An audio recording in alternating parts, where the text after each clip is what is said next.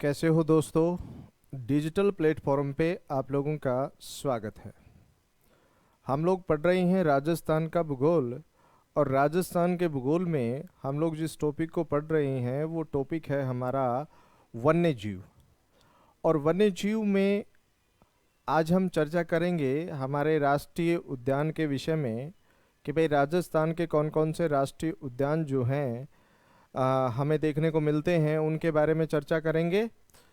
और चर्चा शुरू करें उससे पहले आप लोगों को यही कहेंगे कि आप लोग अपने इस चैनल को geography by Omkar sir like करें, शेयर करें एंड सब्सक्राइब करें।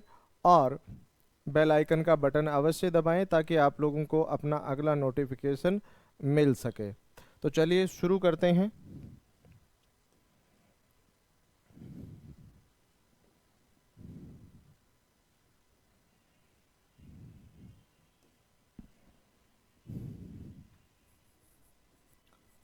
वन्य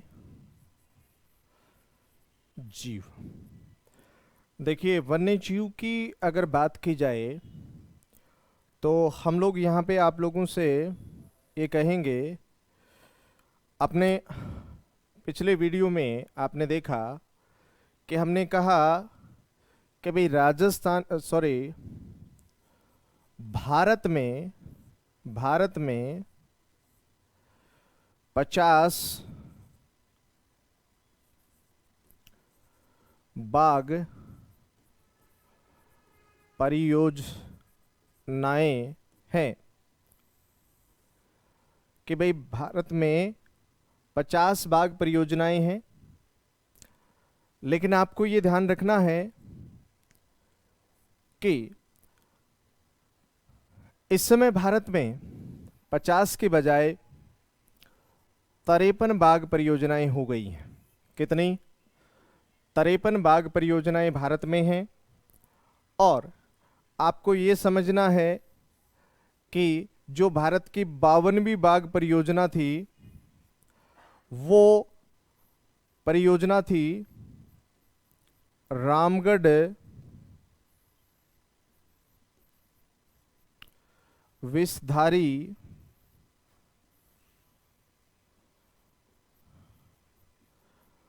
अभयारण्य बूंदी में शुरू की गई। और ये राजस्थान की जो है वो चौथी बाघ परियोजना है। तो राजस्थान में इस समय आप लोगों को ये पढ़ना है कि राजस्थान में 4 बाघ परियोजनाएं हैं।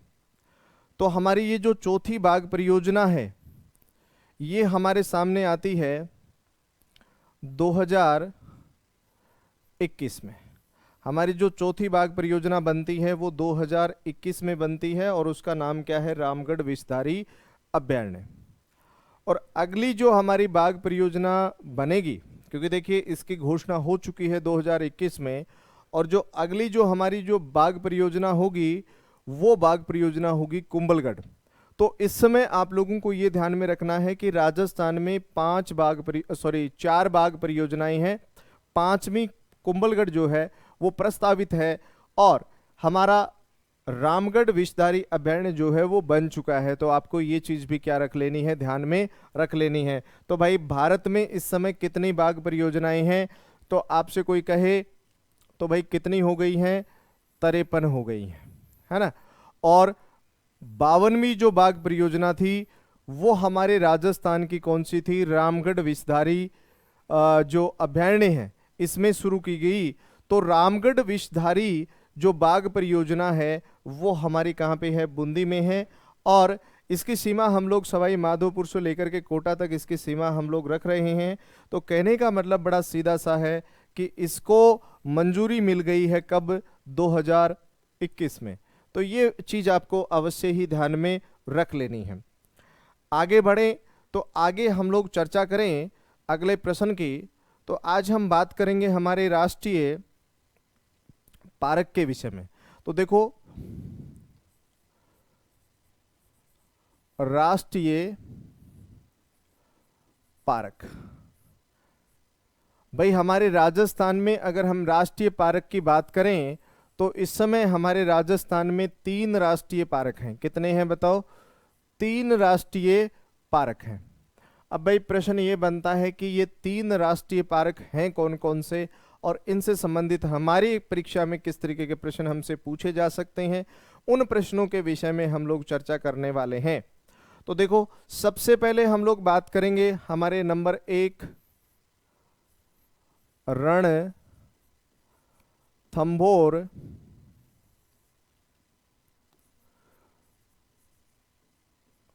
राष्ट्रीय पार्क। और ये जो रणथंभौर राष्ट्रीय पार्क है, तो एक चीज सीधी सी समझो, ये कहां पे है? ये सवाई माधोपुर में है। रणथंभौर राष्ट्रीय पार्क कहां पे है? सवाई माधोपुर में है। तो आपको इस तरीके से इस राष्ट्रीय पार्क का ध्यान रख लेना है। दूसरा प्रश्न अगर हम लोग यहाँ पे इसके विषय में देखना चाहें, इस राष्ट्रीय पार्क की हम लोग चर्चा करना चाहें, तो आप लोगों को यूं समझना है कि ये जो राष्ट्रीय पार्क है, इसे अभयारण्य का दर्जा। भाई प्रश्न बनेगा कि इसको अभयारण्य का दर्जा कब मिला है?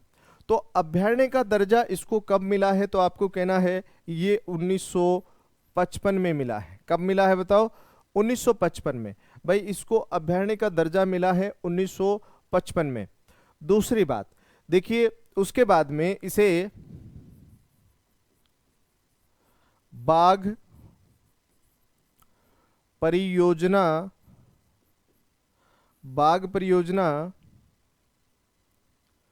में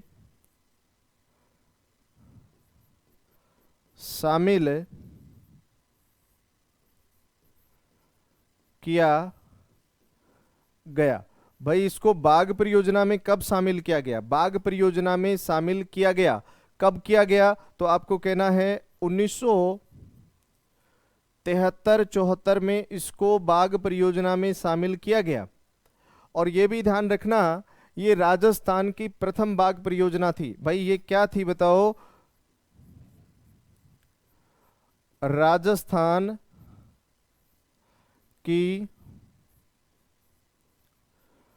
प्रथम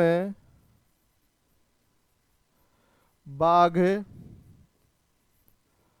परियोजना थी। ये प्रथम बाघ परियोजना थी, है ना। इसे बाघों का घर भी कहा जाता है। क्या कहते हैं इसको? बाघों का घर भी इसको कहा जाता है। तो कहने का मतलब आप यूं भी कह सकते हो, यहाँ पे एक मछली नाम की बाघिन भी इसमें रहा करती थी, जो कि सबसे उम्र दराज बाघिन का वो उसको लाइफ टाइम अचीवमेंट अवार्ड भी से भी उसको सम्मानित किया गया। तो वो जो मछली नाम की बाघिन थी वो यहीं पे अपने को देखने को मिलती थी। तो कहने का मतलब बड़ा सीधा सा है। और यहाँ के बाघों को संरक्षण प्रदान करने वाले व्यक्ति थे फतेह सिंह राठौड़। तो देखिए यहाँ के बाघों को संरक्षण प्रदान किया, बाघों को संरक्षण प्रदान किया फतेह सिंह राठौड़ द्वारा। भाई यहाँ पे बाघों को जो संरक्षण, रणथंभौर के बाघों को जो संरक्षण प्रदान किया है वो फतेह सिंह राठौड़ के द्वारा किया गया है। आपको ये चीज भी ध्यान में रख लेनी है। उसके बाद में देखिए हम लोग बात करें इसकी, तो हमारे पास कौन कौन से प्रश्न बन सकते हैं। तो एक प्रश्न सीधा सा बनता है, राष्ट्रीय उद्यान का दर्जा। प्रश्न बनेगा कि भाई इसको राष्ट्रीय उद्यान का दर्जा कब दिया गया? तो भाई ध्यान रखना, 1 नवंबर 1980, 1 नवंबर 1980 को इसको जो है राष्ट्रीय उद्यान का दर्जा दिया गया है। कब दिया गया बताओ? 1 नवंबर 1980 को। दूसरी बात इसकी ये समझनी है कि ये जो 1 नवंबर 1980 को इसको जो है राष्ट्रीय उद्यान का दर्जा मिला है, अब ये जाना किसके लिए जाता है? देखो पहली बात तो यहाँ पे क्या है, हमने कहा कि यहाँ पे बाघ परियोजना संचालित की गई है, तो ये बाघों के लिए जाना जाता है, बाघों के लिए प्रसिद्ध है, आप लोग ये भी कह सकते हो। इसके अलावा अगर हम लोग यहाँ पे देखें तो आपको यहाँ पे धोख के वृक्ष भी देखने को मिलेंगे। धोख के वृक्ष, यहाँ पे आपको धोख के वृक्ष देखने को मिलेंगे, है ना। दूसरी बात आप देखिए यहाँ पे आपको त्रिनेत्र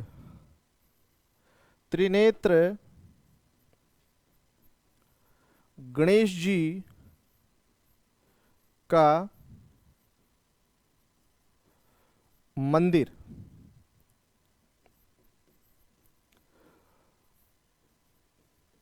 स्थित है। भाई यहां पे किसका मंदिर स्थित है? तो आपको कहना है त्रिनेत्र गणेश जी का मंदिर यहां पे स्थित है। और खास करके हिंदू धर्म में प्रथम पूज्य गणेश जी का यहाँ पे जो मंदिर है, आप देखिए कोई भी कार्य की शुरुआत होती है तो सबसे पहले किसकी पूजन होता है? गणेश जी का पूजन होता है। तो आप देखिए यहाँ पे शादी विवाह होता है तो प्रथम कार्ड जो है वो किसको भेजा जाता है? गणेश जी को भेजा जाता है। तो त्रिनेत्र गणेश जी का मंदिर यहाँ पे फेमस है, ये भी यहाँ की एक विशेष बात देखने को मिलेगी। दूसरा देखो यहाँ पे आपको जो है रणथंभौर दुर्ग देखने को मिलता है। रणथंभौर दुर्ग इसी राष्ट्रीय पार्क में स्थित है। मतलब इसी राष्ट्रीय पार्क में अगर आप देखोगे तो आपको रणथंभौर दुर्ग मिलेगा जो कि इसी में स्थित है। तो ये भी आपको एक विशेष रूप से याद रखना है, ध्यान में रख लेना है इस चीज को।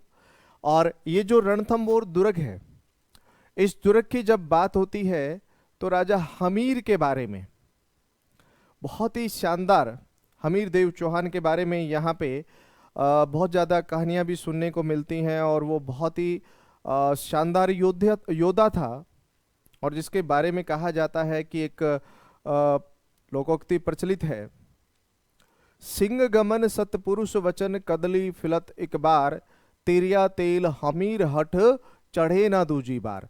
तो कहने का मतलब बड़ा सीधा सा है कि ऐसे थे हमीर देव चौहान जो कि अपने हट को पकड़ लेते थे तो उसको पूरा करके ही मानते थे। तो कहने का मतलब बड़ा सीधा सा होता है कि सिंह गमन सतपुरुष वचन कदली फलत एक बार, तेरिया तेल हमीर हट चढ़े ना दूजी बार। तो वो इस दुर्ग से संबंधित ही आप कह सकते हो।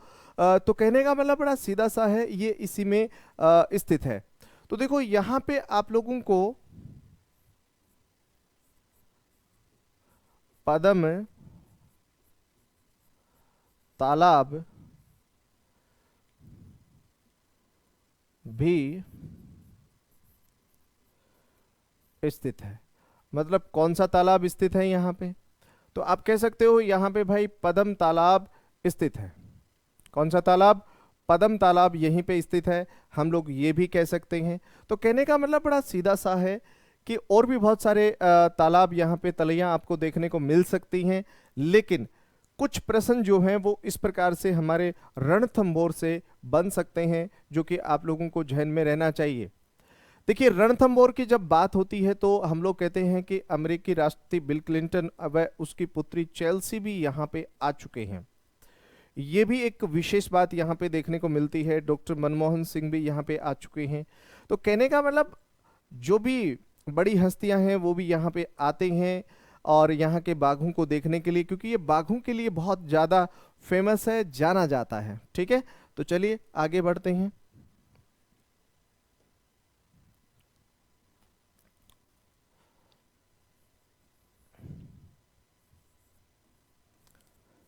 केवला देव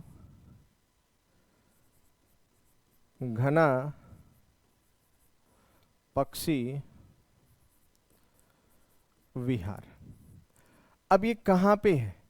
तो आपको कहना है ये जो है विशेष रूप से बात करें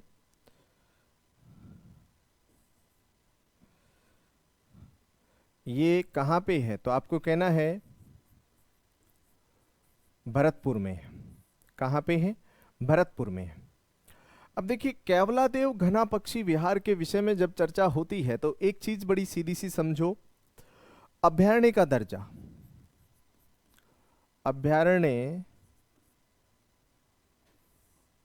देखिए यहां पे हम लोग बात करें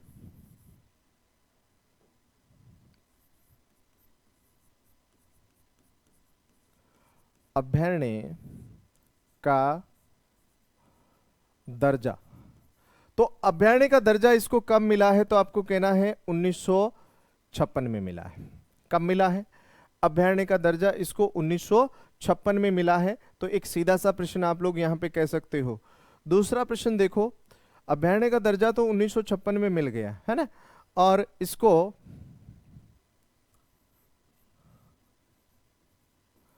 राष्ट्रीय उद्यान का दर्जा ये कब मिला है? तो भाई आपको कहना है ये मिला है 1981 में। कब मिला है? 1981 में। भाई राष्ट्रीय अभयारण्य का दर्जा तो 1956 में मिल गया, और इसको राष्ट्रीय उद्यान का दर्जा कब मिल गया? 1981 में मिल गया। एक और बात समझना यहां पे,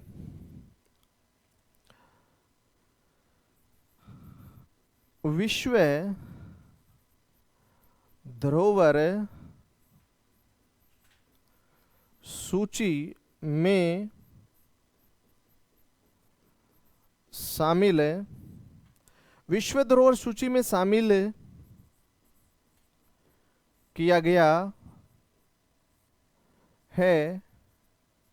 कब किया गया है? तो आपको कहना है 1985 में, है ना। तो इसको विश्व धरोहर सूची में भी शामिल किया गया है, तो ये भी बात आप लोग ध्यान में रख सकते हो। एक और प्रश्न यहां पे आप लोग देख सकते हो, देखिए यहां भाई आप लोग यूं कह सकते हो कि ये राजस्थान का क्षेत्रफल की दृष्टि से एक सबसे छोटा राष्ट्रीय पार्क है। आप यूं कह सकते हो, लगभग अगर देखोगे तो 29 वर्ग किलोमीटर, मतलब कितना बताओ? 29 वर्ग किलोमीटर इसका क्या है? क्षेत्रफल है। कितना बताओ? 29 वर्ग किलोमीटर इसका क्या है? क्षेत्रफल है। तो आपको ये चीज भी ध्यान में रख लेनी चाहिए। उसके बाद में देखिए हम लोग इसके विषय में बात करें तो यह राजस्थान का दूसरा रामसर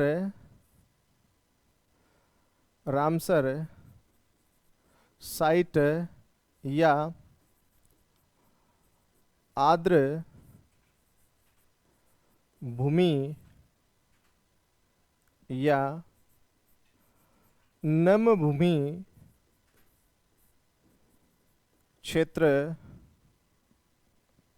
यह राजस्थान का दूसरा रामसर साइट आर्द्र भूमि या नम भूमि क्षेत्र है। तो ये भी आपको ध्यान में रखना है।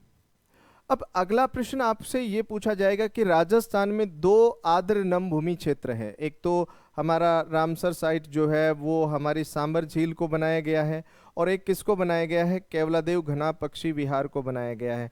तो देखो एक चीज समझना यहाँ पे, थोड़ा सा मैं आप लोगों से बताऊं यहाँ पे कि 2 फरवरी 1971 रामसर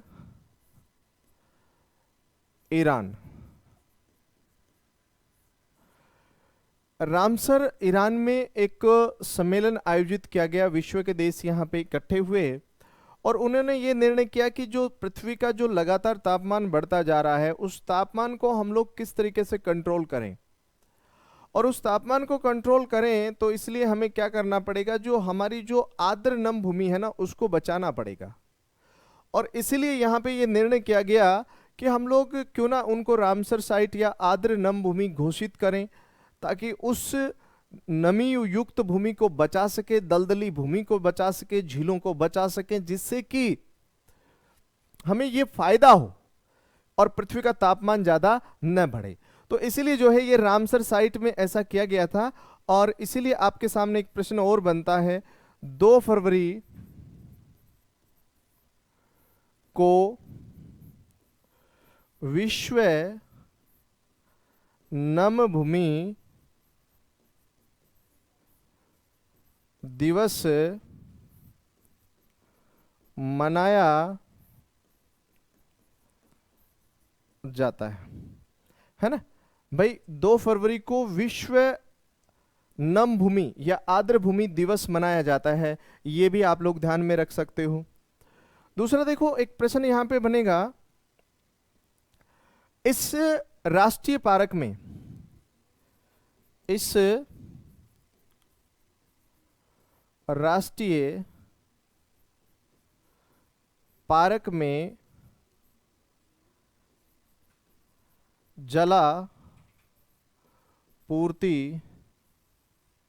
जलापूर्ति अजान बांध से की जाती है ना, ये ध्यान रखना। और दूसरी बात, स्वर्णिम त्रिकोण यहीं से गुजरता है। दूसरा प्रश्न आप देखोगे यहां पे हम लोग बात करें तो आप लोग यूं कह सकते हो, यहां का मुख्य आकर्षण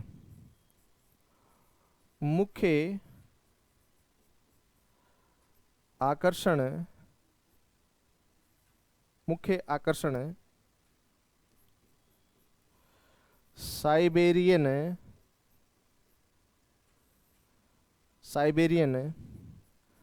सार्स है। मुख्य आकर्षण साइबेरियन सार्स है। और ये साइबेरियन सार्स कब आता है, अक्टूबर और नवंबर में आता है। और मार्च अप्रैल में वापिस चला जाता है। भाई ये अपने प्रजनन काल के दौरान यहां पे आता है साइबेरियन सारस, और फिर मार्च अप्रैल में जब इसके चूजे बड़े हो जाते हैं तो उनको लेकर के वापिस साइबेरिया चला जाता है। ये जो साइबेरियन सारस है, इनकी प्रमुख घास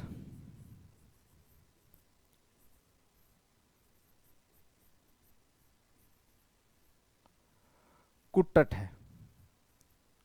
कौन सी है, कुट्टट है ना। तो ये भी ध्यान में रख लेना है। दूसरा प्रश्न देखो, एशिया की सबसे बड़ी प्रजनन स्थली, भाई एशिया की सबसे बड़ी प्रजनन स्थली है ये, एशिया की सबसे बड़ी प्रजनन स्थली है।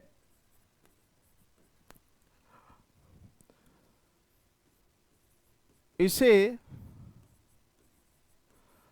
पक्षियों का स्वर्ग कहा जाता है। एक और प्रश्न, पक्षी वैज्ञानिक सलीम अली की कर्म भूमि माना जाता है ना, ये भी कह सकते हो। पक्षी वैज्ञानिक सलीम अली की कर्म भूमि भी इसको कहा जाता है, ये भी कह सकते हो।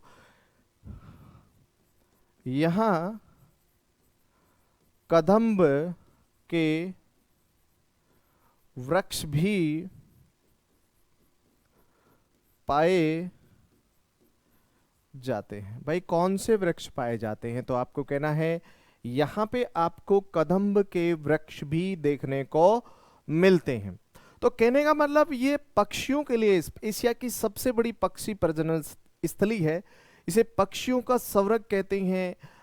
राष्ट्रीय पार्क का दर्जा 1981 में मिल गया। 85 में यूनेस्को ने विश्व धरोहर प्राकृतिक विश्व धरोहर सूची में इसको शामिल कर लिया गया। इसको रामसर साइट में भी इसको शामिल कर लिया गया राजस्थान का। राजस्थान में 2 ही रामसर साइट है, सांबर झील और एक केवलादेव घना पक्षी विहार। तो ये भी यहाँ पे कह सकते हैं। अजान बांध से जलापूर्ति होती है यहाँ पे। स्वर्णिम त्रिकोण भी का ये हिस्सा है, यूं मान लो यहाँ से गुजरता है।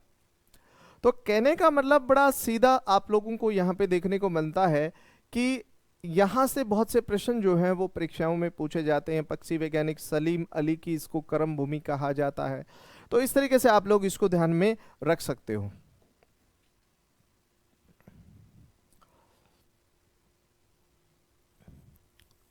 तीसरा, मुकंदरा हिल्स नेशनल पार्क। अब आपसे प्रश्न किया जाए कि भाई मुकंदरा हिल्स कहां पे है, तो आप कह सकते हो कोटा है, चित्तौड़ है, ठीक है ना। कहां पे है? कोटा है, चित्तौड़ है, बूंदी है, झालावाड़ है।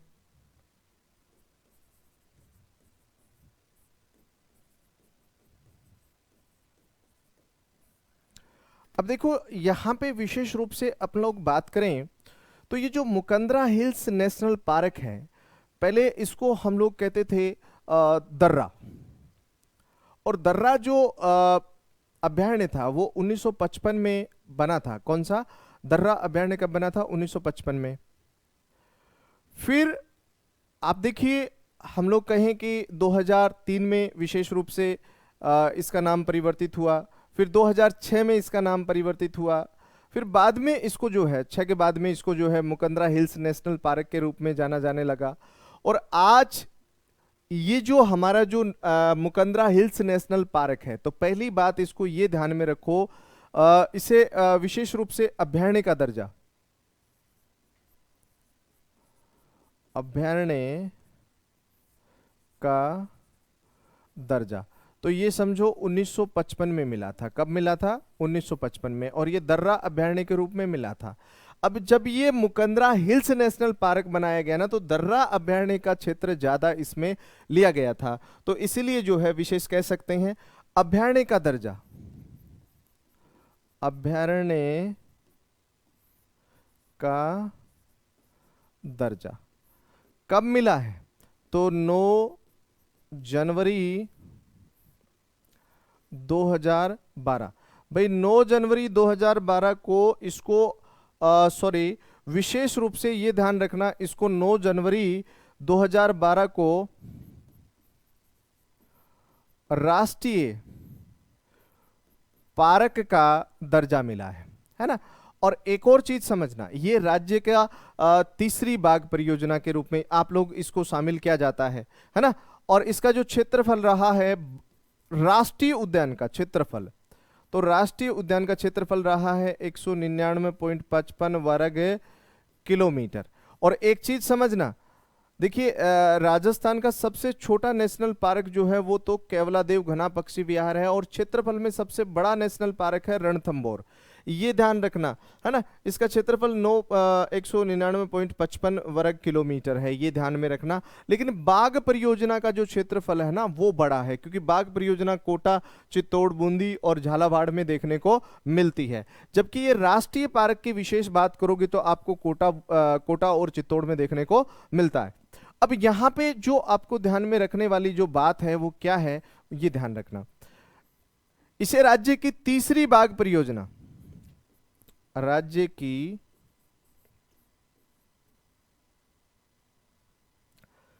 तीसरी बाघ परियोजना में शामिल किया गया। भाई तीसरी बाघ परियोजना में इसको कब शामिल किया गया, तो आपको कहना है अप्रैल 2013।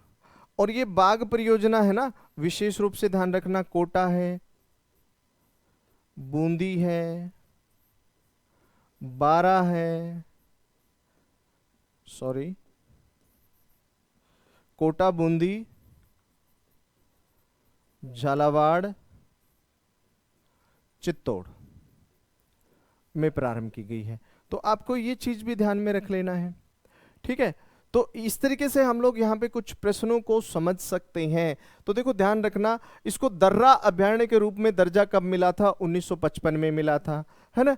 बाद में इसको राष्ट्रीय पार्क का दर्जा कब मिला है, 9 जनवरी 2012 में। क्षेत्रफल 199.55 वर्ग किलोमीटर है। बाघ परियोजना का क्षेत्रफल जो है वो ज्यादा देखने को मिलता है, लगभग 759 वर्ग किलोमीटर बाघ परियोजना में वो क्षेत्र फैला हुआ है। तीसरी बाघ परियोजना है, दूसरी सरिस्का है। और हमारे राजस्थान में इस समय 4 बाघ परियोजनाएं हैं। चौथी बाघ परियोजना जो है वो रामगढ़ विषधारी जो बाघ परियोजना है वो हमारी चौथी बाघ परियोजना है। आपको ये भी ध्यान में रख लेना है। अब यहाँ पे आप लोगों के लिए जब बात होती है तो आप लोग कुछ चीजें ध्यान में रख सकते हो, जैसे भाई यहाँ पे गागरोनी तोता, जिसको टुईया भी कहते हैं, और हिंदुओं का आकाश लोचन भी कहते हैं। क्या कहते हैं बताओ, हिंदुओं का आकाश लोचन भी कहा जाता है ना। तो ये भी कह सकते हैं। दूसरा देखो यहाँ पे, इसमें आप देखोगे तो आपको यहाँ पे अबली मिणी का महल भी देखने को मिलेगा, है ना। और अबली मिणी का यहाँ पे आपको महल देखने को मिलेगा, ये भी हम लोग कह सकते हैं, है ना। तो कहने का मतलब बड़ा सीधा सा है। और ये हमारे राजस्थान की तीसरी बाघ परियोजना है, और तीसरा जो है वो राष्ट्रीय पार्क है। तो आपको ये चीजें भी क्या रख लेनी है, ध्यान में रख लेनी है, जिसको हम लोग कहते हैं मुकंदरा हिल्स नेशनल पार्क। तो आज हमने चर्चा की राजस्थान के राष्ट्रीय पार्कों की। मैं फिर से कहूँगा, भारत में इस समय जो है बाघ परियोजनाएं 53 है, 53 हैं। और हमारे भारत की 52वीं बाघ परियोजना हमारे राजस्थान की रामगढ़ विषधारी परियोजना है। ये आपको ध्यान में रखना है। तो इस समय राजस्थान में 4 बाघ परियोजनाएं हैं जो कि आप लोगों को ध्यान में रख लेना है। और मैं इसी के साथ आप लोगों से ये कहूँगा कि भाई आपने आज जो चर्चा की है हमारी परियोजना को लेकर के, जो हमने बात की है वन्य जीवों को लेकर के चर्चा की है, तो मैं आप लोगों से फिर से कहूँगा आप अपने इस चैनल को लाइक करें, शेयर करें एंड सब्सक्राइब करें। और मैं आपसे ये कहूँगा, जय हिंद, जय भारत।